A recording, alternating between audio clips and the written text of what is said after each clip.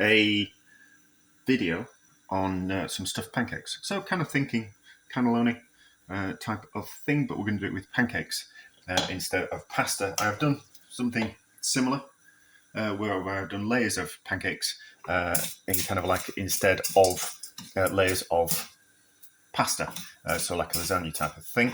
I just kind of thought, well, while we've got some pancakes, we'll do a stuffed pancake version.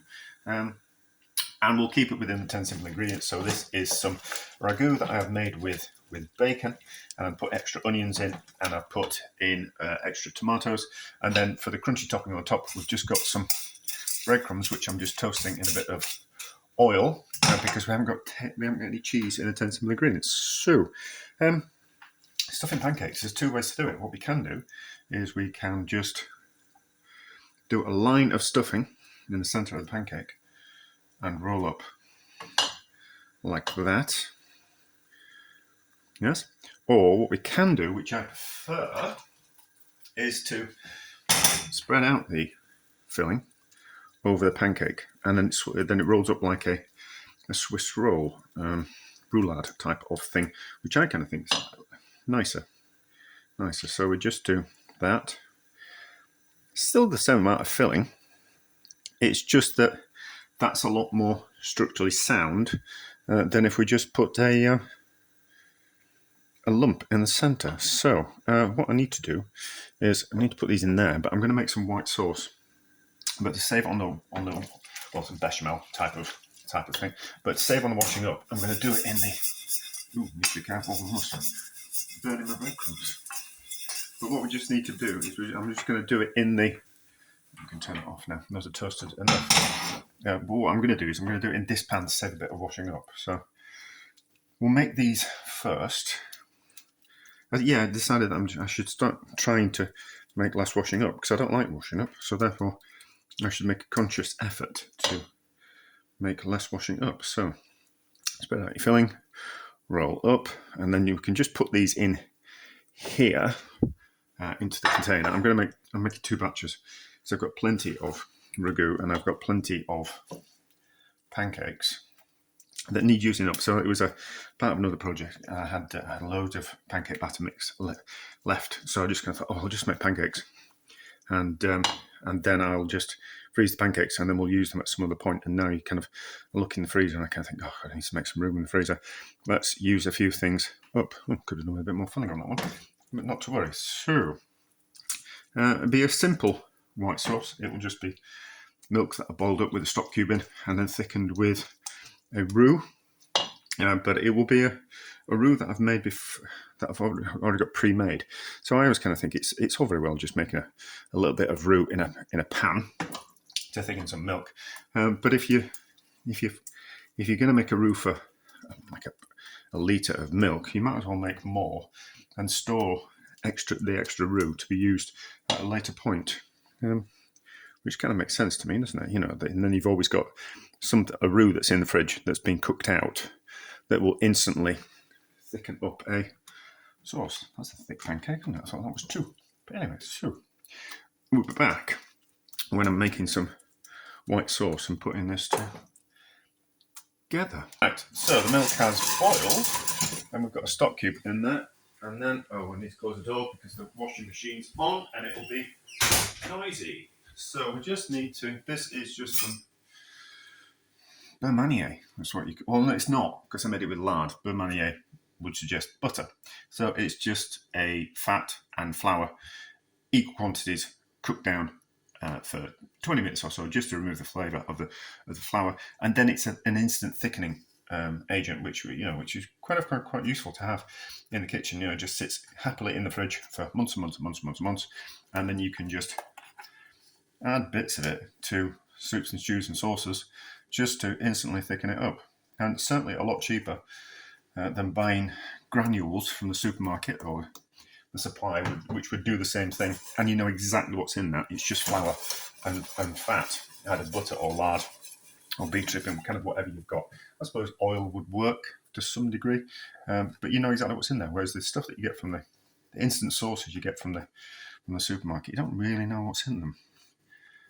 But they have their purposes. But this is just a cheap, easy way of making a white sauce. So when it thickens, we'll be back and we'll just run the liquidizer through it just to make sure it's a nice thin sauce. Also, if you add a little bit too much roux and the sauce goes a little bit thick, just running the liquidizer through it, the hand blender, thing, it just thins it down a little bit. But there we go. So back up to the boil, thicken it up, season it, and then we'll put some pancakes together. So sauce, a little bit too thick. I made it that way on purpose because it's going to thin down when we put the hand blender through it, and you'll see. So just I don't know if this is like a tip or just a little bit of knowledge to be shared.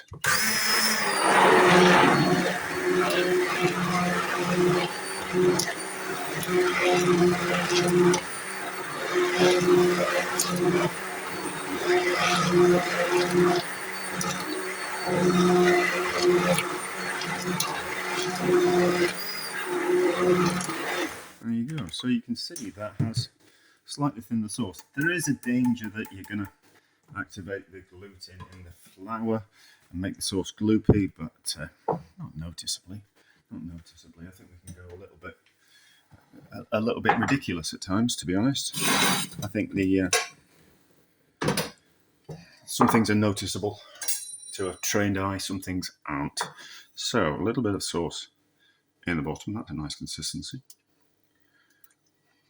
A little bit of sauce in the bottom so the pancakes don't stick to the, well, not stick to the bottom, but don't, I want the sauce to be the thing that in the bottom. Like I don't want that pancake to sit on the bottom. So now I have got a little bit too much ragu left over. So what I thought we'd do is we'll double stack these. So we'll stick in, and we're going to put in, let's put in 3 in the bottom, squish them down a little bit, and then we'll just put in, I've got a spoon, and then what we'll do is we'll just put a little bit of the ragu in there like that. So if you've run out of pancakes and you've got too much ragu, what you can do is this. You can just put a little bit of ragu. I'm making another container of this, so I'll do the same method there. So we can just put a little bit more ragu in there like that, and then a little bit of sauce, just a little bit, and then we can put 3 more pancakes on top. Actually, we should put more sauce in the next. We need to go down the sides of the container. Here. If I was making this on a regular basis, I'd know this, wouldn't I? But I don't. So that there, little bit there, like that. Don't need to wash my hands. And then another layer on top like that. And then sauce on top like that. Now, everything's cooked, so all it really needs to do in the oven is just set up a little bit and go crispy on top, which it will do because of the fried breadcrumbs. Pangrattata, poor man's parmesan. But so not like that. There's some air pockets in there, so it will kind of shrink down a little bit. But obviously don't fill it too full because you don't want it to spill out on top of the into the oven. So that's like that. And then some breadcrumbs. Cheese, in all honesty, cheese on top would have been nicer. But this isn't. It's 10-7 ingredients and we haven't got cheese. Just if you've got cheese, put cheese on top. This is something that I'm doing for myself, a project. It's not, you don't I bake my own bread. You don't have to. Just buy it. You don't have to make your own pancakes. Just buy them. You don't have to make your own ragu. Just buy it. If you don't want to be faffing around with frying breadcrumbs to put on top, just put cheese on top. Don't be. It's not rigid. But anyway, so that can go in the oven. I'll be going through in as always. So I'll put it in at like 125 when I go swimming. I'll be out of the house for about an hour and a half, and it'll be fine in the oven for about an hour and a half at 125. And then we'll just turn the temperature up when I get home, just for another 15 minutes, and it'll just finish off the cooking, and then that will be lovely. Oh, we've got a power cut, so there's no lights in the house, and the oven's not working. But dinner is just about ready. So instead of waiting for the power to potentially come back on, this might be the end of the world. Let's just have dinner now. It might be an hour, it might be half an hour, it might be straight away if the power comes back on, but I don't want to have to wait. I want to have my dinner now. So, plate. Yeah, I just find it easier to cut through things with scissors, especially the cheese on top. Although there isn't cheese on top of this, is there? No. But let's do it there as well. It's going to be a bit soft, but it should come out in one go. And then we'll might be able to take a picture when. Oh, that's all right. That's all right. So certainly stacking them has worked.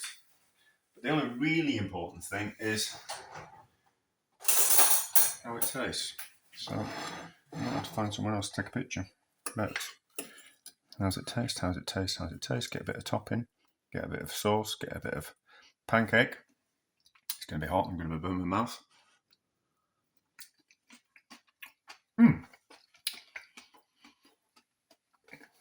That's lovely, not? Oh,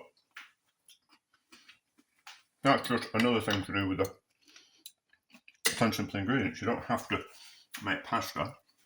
We can use some pancakes instead of that. So that's lovely. That's success. I shall enjoy that. I'd have to entertain myself with some kind of well, I have to read a book. No. Oh, there's no internet either. Oh no. Well, I'll have to go back to the good old days. Success.